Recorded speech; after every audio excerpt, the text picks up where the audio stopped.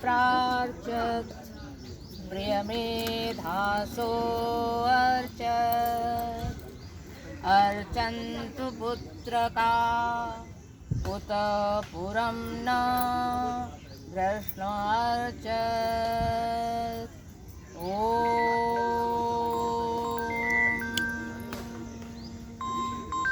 शांति शांति शांति।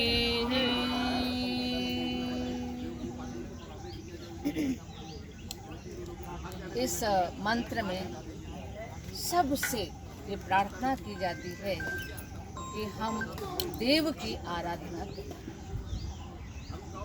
अर्चत प्रार्चत, अर्चत माने अर्चना, प्रार्चत माने प्रकट रूप से अर्चना। मैं ये अर्चना करें कौन? प्रिय मेधासु, प्रिय बुद्धि वाले जितने प्राणी हैं वो क्योंकि सभी की बुद्धि प्रिय है, तो समस्त प्राणी आपकी आराधना करें।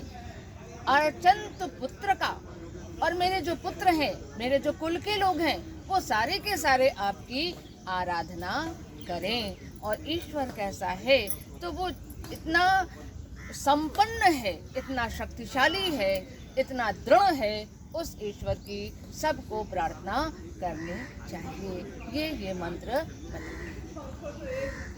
आज नदियों के देवत्व के विषय में एक कहानी आपके सामने प्रस्तुत करते हैं। आप सभी ने देखा कुंभ के अवसर पर किस तरह का लोगों में आह्लाद था, किस तरह का आनंद था, किस तरह की आस्था थी माँ गंगा, यमुना और सरस्वती। तो खाली गंगा, यमुना, सरस्वती ही दैव रूप है ऐसा नहीं है। जितनी सृष्टि में नदियाँ हैं, चाहे वो छोटी हो और चाहे वो बड़ी हो, सब की सब देव स्वरूप मानी जाती है। तो एक बड़ा अच्छा सा कथानक मिलता है कि विश्वामित्र जी ने राजा सुदास एक थे, उनका यज्ञ संपादित किया, उनके यहाँ पौरोहित कर्म किया। पौरोहित माने जो पुरोहित होता है, जो यज्ञ इत्यादि कराता है, तो पौरोहित कर्म उन्होंने बहुत अच्छे से संपादित किया। हमेशा हम आपको बताते हैं कि यज्ञ के बाद दक्षिणा जरूर देनी चाहिए। अपनी जितनी भी सामर्थ्य है मनुष्य की, उसमें हम कभी कभी कमी कर जाते हैं कि अरे हम क्या दें, और थोड़ा हमारे अंदर लालच आ जाता है, पर वो नहीं होना चाहिए। यथाशक्ति देना अवश्य चाहिए। तो राजा सुदास थे, उनके पास बहुत संपत्ति थे।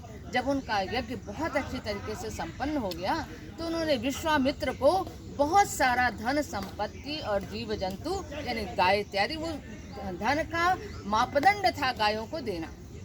तो उस समय गाय ही जो है वो समृद्धि का प्रतीक मानी जाती थी। उसके साथ बहुत सारा धन संपत्ति भी दिया। अब उसको लेकर विश्वामित्र अपने घर की ओर चले, और सुदास जो थे वो विश्व अभ्युदय के लिए निकले हुए थे। तो वो पंजाब क्षेत्र की तरफ थे, आपका कश्मीर है, ये सब आसपास जो क्षेत्र है वहाँ पर थे। वहाँ पर यज्ञ हुआ और सब सफल हुआ, उनको दान दिया, तो वो चले। तो रास्ते में उनको व्यास नदी और सतलज नदी मिली। अब वो पूरे उफान पर थी, और उस नदी को पार कर पाना, इस समय गंगा जी को देख लीजिए, कोई पार कर सकता है क्या? अब उन्होंने सोचा कि करें क्या। तो हमेशा पता है कि नदी जो है माता है, तो उन्होंने माता के रूप में इसकी आराधना की और कहा, हे माते, आप हमें अपने प्रवाह को कम कर दीजिए जिससे हम पार हो जाएं। और वो अकेले नहीं थे, उनके साथ इतनी धन संपत्ति थी, लोग भी थे, तो हम पार कर जाएं। तो नदी ने सोचा कि हम अपने प्रवाह को रोकें कैसे।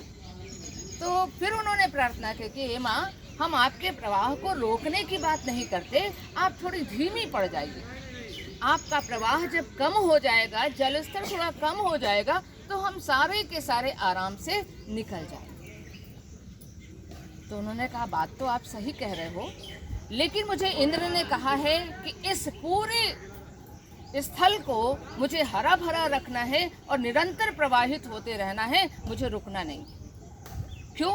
क्योंकि इंद्र ने ही मेरा निर्माण किया। उन्होंने अपने वज्र से खुदाई करके मेरे लिए जगह बनाई और मेघ द्वारा सिंचन करके मुझे जल प्रदान किया है, और बहुत पुचकारते हुए वो मुझे समुद्र की ओर ले जाते। तो ऐसे इंद्र के वचनों को मैं कैसे झुठलाऊं, लेकिन आपने भी पुत्रवत प्रार्थना की है, तो मेरा धर्म बनता है कि अपने पुत्र की सहायता करूं। तो वो उन्होंने अपना प्रवाह धीमा कर लिया और रथ चक्र इतना किया कि रथ चक्र आराम से निकल जाए, डूबे नहीं, और जितने प्राणी हैं वो भी निकल जाएं, और गुरुजी तो निकलेंगे ही निकलेंगे। तो सारे लोगों ने उस नदी को पार कर लिया।